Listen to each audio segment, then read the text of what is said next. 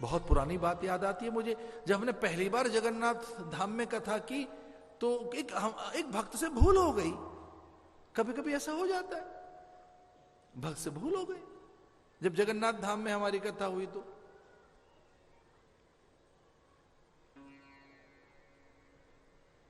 हमारा आसन बिछाने के प्रयास कर रहा था वो, जहां प्रसाद लिया जाता है आनंद बाजार में, ध्वजा भगवान के चढ़नी थी और वहां निरंतर आसनधारी कमंडलधारी आचार्यों के साथ ऐसा होता ही है। कभी आपने हमारा डेकोरम देखना हो तो कुंभ में आइए कि साधुओं की व्यवस्थाएं क्या होती हैं। अब मैं आचार्य हूं, अपने समूह का थोड़ा बहुत मुझे आदर मिलता ही है, तो मेरा आसन कोई बिछाने लगा वहां भीड़ में। गुरुजी हैं, ऐसे कहां बिठाएं धरती पर इनको।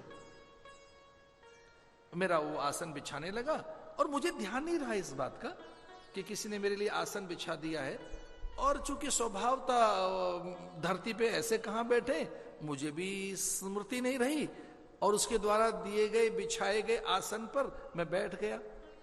इतने में ही कोई एक भद्र पुरुष हमारे पास आए और हमारे कान में धीरे से कहा कि महाराज जी वो तो भोला भक्त है, वो तो बेचारा श्रद्धा के वशीभूत ऐसा कर रहा था, गुरु के प्रति अति आदर से भरा हुआ उसका मन कि उसने आपको आसन दे दिया, पर आप ऐसा न करें, क्योंकि आसन नहीं बिछाया जा सकता। यहां ये जगन्नाथ धाम है, यहां सब बराबर हैं, आसन नहीं बिछ सकता यहां।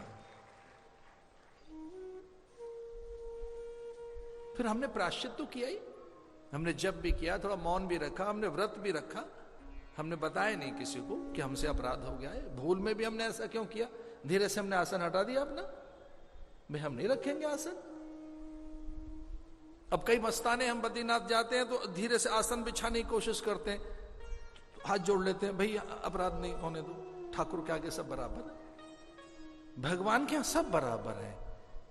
इसलिए मैं बहुत बड़े आनंद के और अनुराग के साथ एक बात कह रहा हूं, सभी जातियां समान हैं, सभी जातियां महान हैं, क्योंकि हम भगवान की संतान हैं। क्योंकि हम भगवान की संतान हैं।